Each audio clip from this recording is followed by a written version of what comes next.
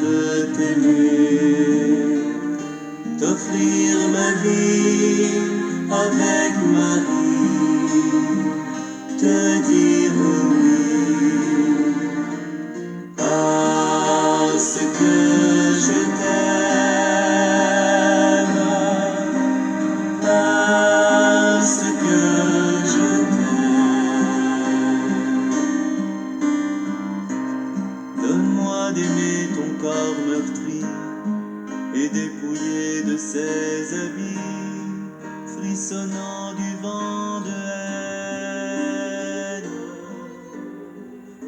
Je veux aimer ton corps béni, te réchauffer et te garder, et consoler toutes tes peines.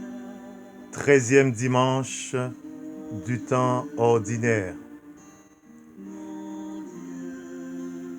Évangile de Jésus-Christ selon saint Matthieu, chapitre 10, du verset 37 au verset 42. En ce temps-là, Jésus disait à ses apôtres, « Celui qui aime son père ou sa mère plus que moi n'est pas digne de moi. Celui qui aime son fils ou sa fille plus que moi n'est pas digne de moi. Celui qui ne prend pas sa croix et ne me suit pas n'est pas digne de moi. Qui a trouvé sa vie la perdra. Qui a perdu sa vie à cause de moi la trouvera. Qui vous accueille m'accueille.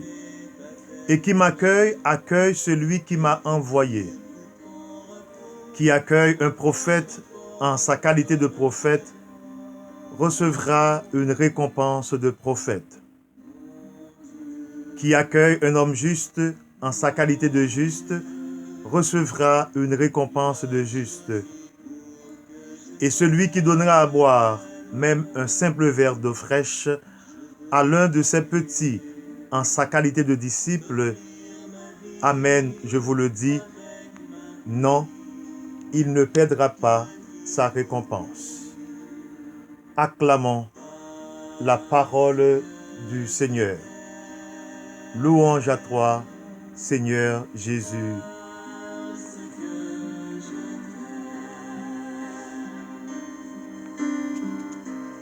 Donne-moi d'aimer tes mains brisées, qui ont porté et consolé toutes mes misères qui désespèrent.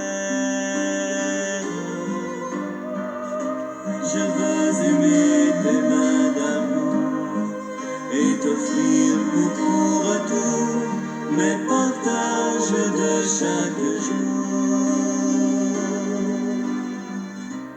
Mon Dieu,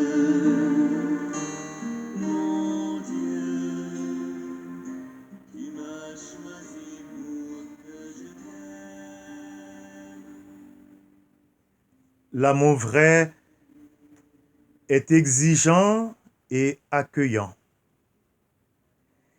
Jésus, dans l'évangile de ce 13e dimanche du temps ordinaire, loin de négliger l'amour que nous devons avoir pour nos parents, pour nos proches, nous invite à les aimer à la manière même de Dieu.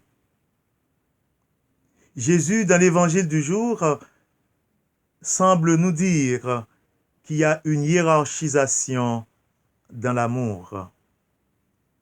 Il n'y a pas d'amour vrai sans des choix exigeants et quelquefois même déchirants. Il nous invite à aimer Dieu par-dessus tout. Et en aimant ainsi, nous donnons aux autres amours, l'amour du prochain, l'amour de ses parents, de la solidité et du sens. En effet, le lien entre la première lecture et l'évangile du jour est grand, il est palpable. Dans la première lecture, il est question de l'hospitalité offerte à Élisée, l'homme de Dieu, par une femme. Et dans l'Évangile, parallèlement, Jésus nous donne clairement un enseignement d'abord sur le véritable amour et sur l'accueil. On comprend aisément dans notre monde égoïste, dans notre monde d'anonymat, les gestes d'hospitalité, d'accueil ne sont pas si faciles à poser. Nous pouvons avoir de bonnes intentions d'accueillir, mais le fait d'accueillir à la manière de Dieu est difficile. Nous le savons aussi comme humains et comme chrétiens.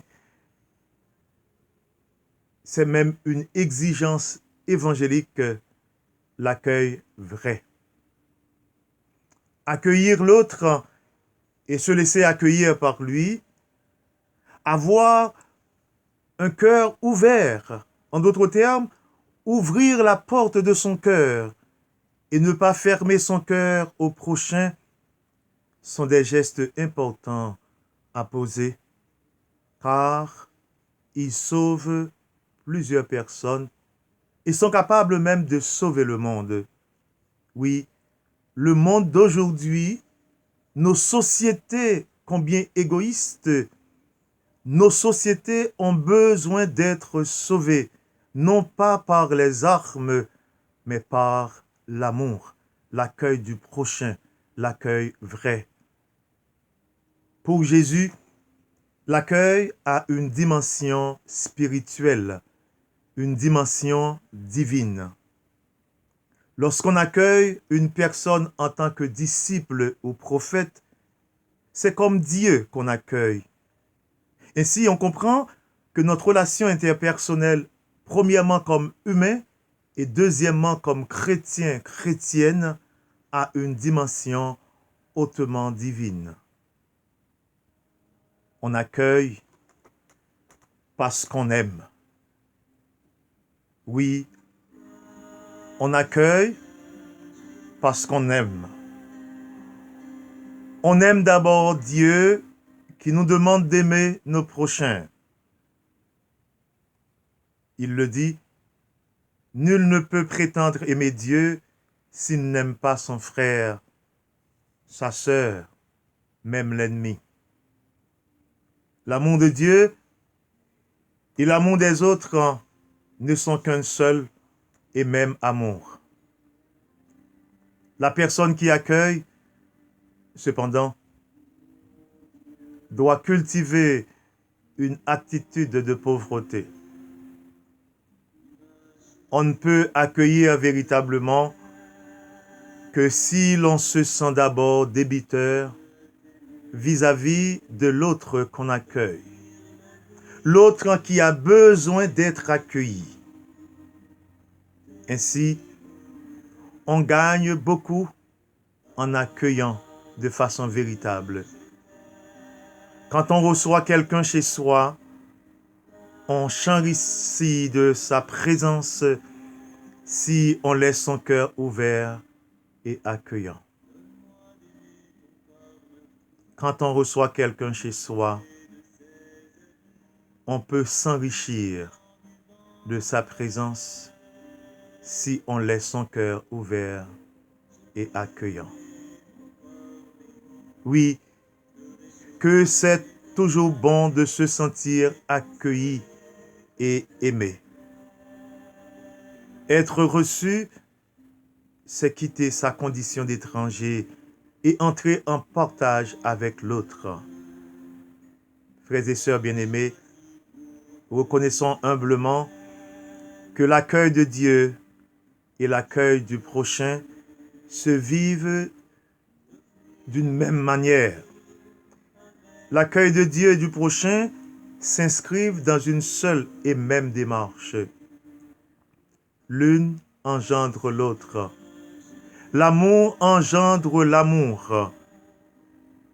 Si on aime véritablement Dieu, on ne peut pas ne pas aimer son prochain. L'amour du prochain vécu dans le quotidien, l'amour du prochain vécu dans des gestes même les plus simples, c'est l'expression de l'amour du Seigneur semé dans notre cœur d'enfant, dans notre cœur de disciples et de disciples missionnaires.